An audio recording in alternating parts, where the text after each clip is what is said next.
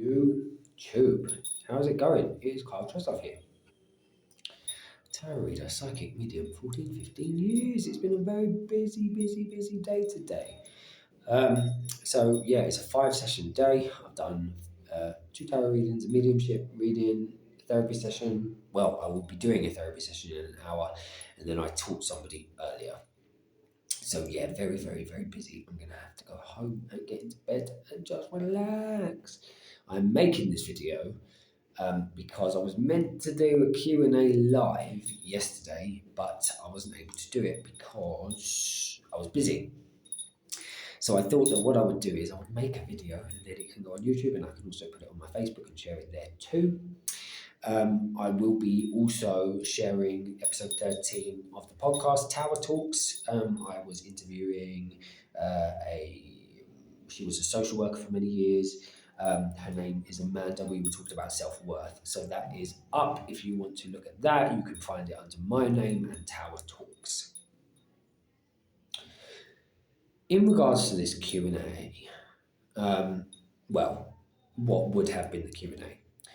I touch on the mechanics and metaphysics. How does psychic ability work? What is going on in that space? What does a psychic do when they're connecting into our loved ones that have passed away? Call it mediumship, sphere of communication, whatever you want to call it. There are a few things that you can do in regards to refining and attuning what your gift is. I teach those spaces. Now, I learnt under somebody called Glyn Edwards, who is no longer with us. He was a medium for a very long time. He was a tutor at the Arthur Findlay College. He studied under a quite famous medium called Gordon Higginson, if you are in the spiritual world, which once again, those spaces don't always, it doesn't always mean jack diddly fucking squat, but I think that when somebody puts in the time and the effort and the energy and has worked for years, and they, you gain some skills. So it's wonderful to learn under those people. Now, what Glyn would say, and one of his practices that he developed, which I think came down from Gordon, was the art of sitting in the power. Now, what does that mean? It's a form of meditation. There are 2 types of meditation. We have open monitoring and focused attention. Open monitoring is when it's kind of like mindfulness. You just sit and observe. Focused attention is when you have a guided meditation, a visualization, something that you have a focal point. Now, sitting in the power is kind of an open monitoring practice, where it kind of is, because you have to be passive and receptive and let the experience happen to you. You're not trying to do anything. You're letting the experience naturally unfold. As you do that, your awareness shifts into not only the energy that is sitting there within you, but the energy that is within all things. Now, that's something that, after years is a very natural state, that one can enter into. But how do you begin doing that if you've never had the experience is a great question. So it is the shift in awareness. It is perhaps, feeling into your body and how is it feeling? Are there any aches? Are there any niggles? Are there any pains? And just slowly letting your awareness tune into you. As you do that, what will happen is it's like turning the volume up on, okay, there is energy within me. There is life within me. There is, a power that is moving your system naturally. Call it your spirit, call it your soul. When you are no longer here and you pass away, that energy goes. So as we shift into that life force energy, that is within everything. And if we talk about harmonic resonance, feeling that in yourself, which that's kind of why it's a bit of a joke in regards to it is open monitoring as you observe that space, but there is something you're maybe focusing on a little bit, you know. So that's an interesting part. But anyway, it would lean more into the space of open monitoring. Open monitoring, that's what they were teaching at the Arthur Findlay College. But back to harmonic resonance. As you begin to feel the life force and the energy in you, you then start to recognize outside of you. It's like the word namaste, the light in me sees the light in you. There's an energy that exists in all things. Call that God, call it whatever you want. But sitting in that is sitting in the power and allowing it to build.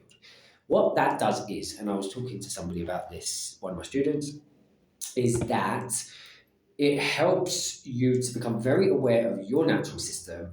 And we can talk about the chakra system, the different pieces and parts of our energetic body, you know, if we're up here or if we're here or if we're here, you know. They're connected to different pieces and parts of us, you know, the mind and maybe consciousness, oneness, God, the heart,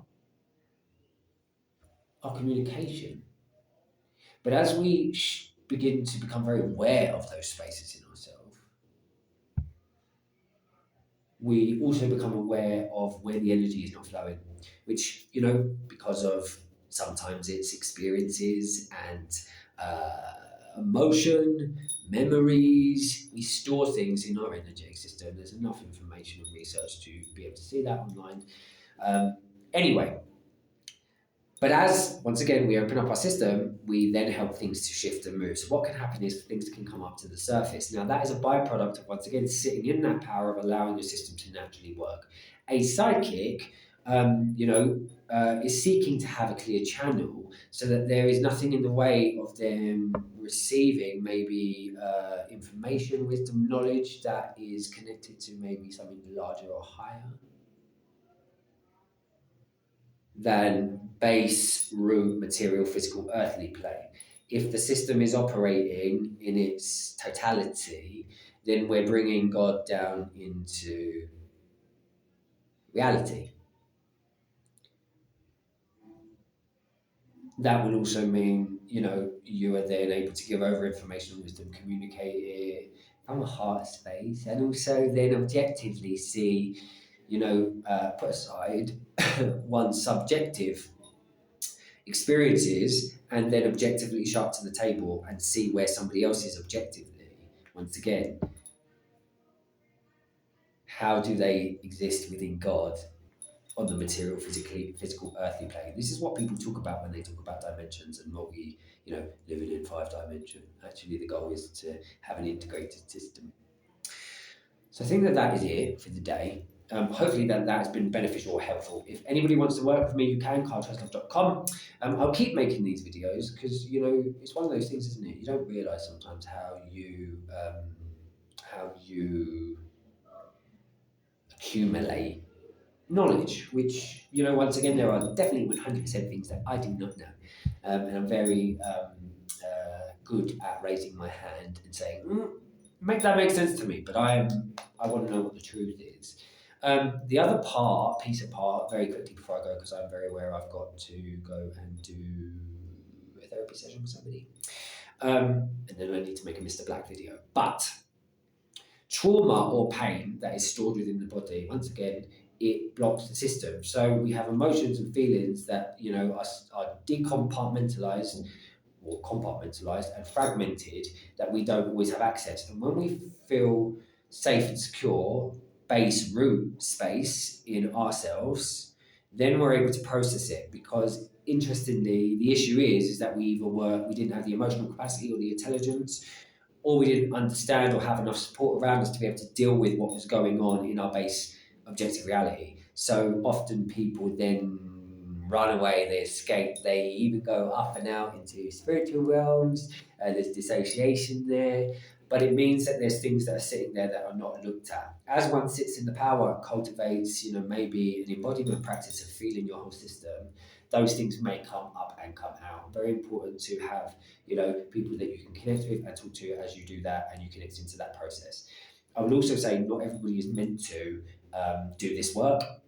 That's okay, that's fine, but you can still utilize some of these practices for your own well-being.